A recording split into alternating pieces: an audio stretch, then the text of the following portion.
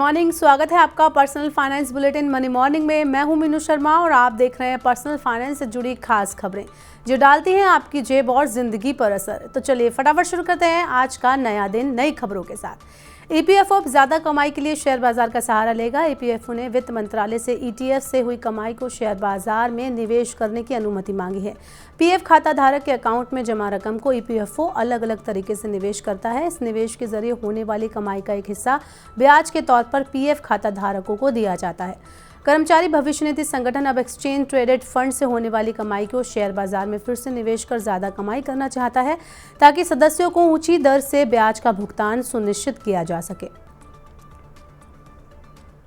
Post office saving account से जुड़े नियमों में बदलाव हुआ है। पोस्ट ऑफिस सेविंग अकाउंट में जॉइंट खाते में अब 2 के बजाय 3 सदस्य जुड़ सकते हैं। ऐसे में अब एक साथ 3 लोग मिलकर पोस्ट ऑफिस से जॉइंट खाता खुलवा सकते हैं। इसके अलावा खाते से पैसे निकालने के नियम भी बदले गए हैं।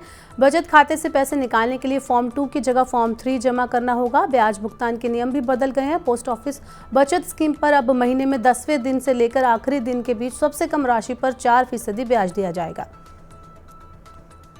खाद्य पदार्थों की बढ़ती महंगाई के चलते मेट्रो शहरों में एक परिवार का पेट भरना और महंगा हो गया है। गैर मेट्रो शहरों के मुकाबले बड़े व मेट्रो शहरों में परिवार का पेट भरना ज़्यादा मुश्किल है। ये विश्लेषण शहरी और गैर शहरी क्षेत्रों को ध्यान में रखकर जुलाई 2022 से 2023 के बीच ज़रूरी खाद्य सामग्रियों के लिए तैयार किए गए बिल पर आधारित है। राष्ट्रीय स्तर पर बीते वर्षों में खाद्य महंगाई दर 12.45% थी। दिल्ली और चेन्नई में ये दर 18% थी। मुंबई में ये सबसे ज़्यादा 21% दर्ज की गई। यमुना प्राधिकरण ने भवन नियमावली में कई बड़े बदलाव किए हैं। अब आवासीय भवनों में बालकनी फ्लोर एरिया रेशियो का हिस्सा नहीं होगी। 100 वर्ग मीटर के प्लॉट में 1 कार की पार्किंग बनाना अनिवार्य होगा। यमुना प्राधिकरण ने आवासीय घरों और फ्लैट के एफएआर से बालकनी को हटा दिया है। इससे हाई राइज इमारतों में कारपेट एरिया बढ़ जाएगा, जिसका लाभ फ्लैट खरीदारों को मिलेगा। इसके साथ ही भवन मालिकों को ईवी चार्जिंग पॉइंट लगाने की भी अनुमति होगी। लोगों की छोटी छोटी बचत सरकार के बड़े काम आ रही है। चालू वित्त वर्ष की पहली तिमाही में लघु बचत योजनाओं में होने वाले निवेश में 48% का उछाल आया है। इस वजह से अब सरकार को अपना खर्च चलाने के लिए बाजार से ज्यादा कर्ज उठाने की जरूरत नहीं पड़ेगी। लघु बचत योजनाओं के जरिए आने वाले डिपॉजिट में जोरदार बढ़ोतरी से सरकार के पास बहुत ज्यादा पूंजी एकत्रित हो गई है। ऐसे में सरकार को बाजार से ज्यादा कर्ज उठाने की जरूरत नहीं होगी। नेशनल मेडिकल काउंसिल ने पिछले महीने डॉक्टर्स को जेनरिक दवा लिखने का जो आदेश दिया था, उस पर सरकार ने रोक लगा दी है। केंद्रीय स्वास्थ्य मंत्रालय ने नेशनल मेडिकल काउंसिल को आदेश वापस लेने का आदेश दिया है। पिछले महीने नेशनल मेडिकल काउंसिल ने registered medical practitioner regulation act 2023 के तहत सभी डॉक्टर्स को उपचार के लिए जेनरिक दवा लिखने का आदेश दिया था। ऐसा न करने वाले डॉक्टर्स के खिलाफ दंडात्मक कार्रवाई की जानी थी, लेकिन सरकार के फैसले के बाद अब डॉक्टरों को उपचार के लिए जेनरिक दवा लिखने की बाध्यता नहीं होगी। सरकार सभी खरीद के लिए बिल मांगने वाले ग्राहकों को पुरस्कार देगी। इसके लिए सरकार मेरा बिल मेरा अधिकार अभियान शुरू करने जा रही है। आपको बता दें कि इस योजना के तहत प्रत्येक तिमाही में 1-1 करोड़ रुपए के 2 बम्पर पुरस्कार दिए जाएंगे। इसे प्रायोगिक तौर पर 1 सितंबर से 12 महीने के लिए शुरू किया जाएगा। योजना की शुरुआत असम, गुजरात, हरियाणा, पुडुचेरी, दमन व दीव और दादर व नगर हवेली में होगी।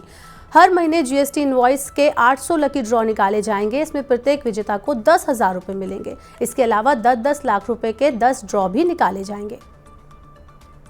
DHL एक्सप्रेस ने राखी पर खास ऑफर्स की पेशकश की है। इसके तहत भारतीय अपने विदेश में रहने वाले परिवार और दोस्तों को उपहार भेजने के लिए खास ऑफर्स और डिस्काउंट का फायदा उठा सकेंगे।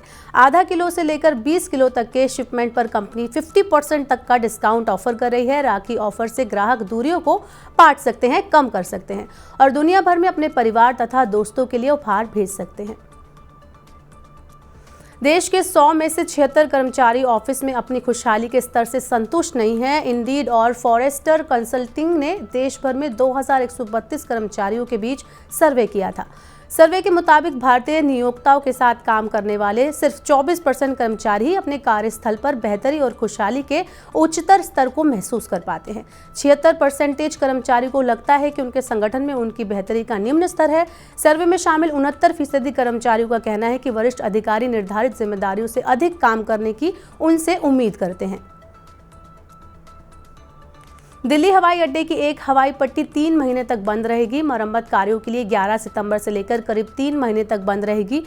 इंदिरा गांधी अंतर्राष्ट्रीय हवाई अड्डे से रोजाना करीब 2 लाख यात्री आते जाते हैं। हवाई पट्टी पर परिचालन बंद रहने से इसे नए टैक्सीवे से जोड़ने का निर्माण कार्य पूरा किया जाएगा। एक हवाई पट्टी पर विमानों की आवाजाही बंद होने का सामान्य परिचालन पर असर पड़ने की आशंका है। चलिए बात करते हैं आज की आखिरी खबर की। मध्य प्रदेश में 12वीं कक्षा में उत्कृष्ट प्रदर्शन करने वाले छात्रों को इलेक्ट्रिक स्कूटर दिए जाएंगे। इसके लिए काइनेटिक ग्रीन ने मध्य प्रदेश सरकार को 200 इलेक्ट्रिक वाहन प्रदान किए हैं। नीमच, होशंगाबाद, टीकमगढ़, दमोह, मंदसौर, सतना, इंदौर, कटनी, सागर, उज्जैन, ग्वालियर, भोपाल और गुना जिलों में छात्रों को काइनेटिक ग्रीन स्कूटर वितरित किए गए। शहरी क्षेत्रों में काइनेटिक ग्रीन एक सुविधाजनक किफायती वाहन है। तो आज के मनी मॉर्निंग के बुलेटिन में बस इतना ही। अपने काम की जरूरी खबरें देखने और समझने के लिए सब्सक्राइब करें हमारे यूट्यूब चैनल को। पर्सनल फाइनेंस से जुड़ी खबरों को अगर आप पढ़ना चाहते हैं तो हमारी वेबसाइट www.money9.com पर आप लॉगिन करें। यहाँ पर आप 7 भाषाओं में देख सकते हैं, समझ सकते हैं, पढ़ सकते हैं पर्सनल फाइनेंस की सभी खबरों को।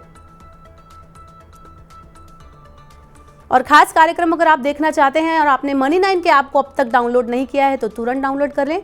साथ ही बने रहिए मनी9 के साथ। अब आपसे होगी कल मुलाकात। नमस्कार।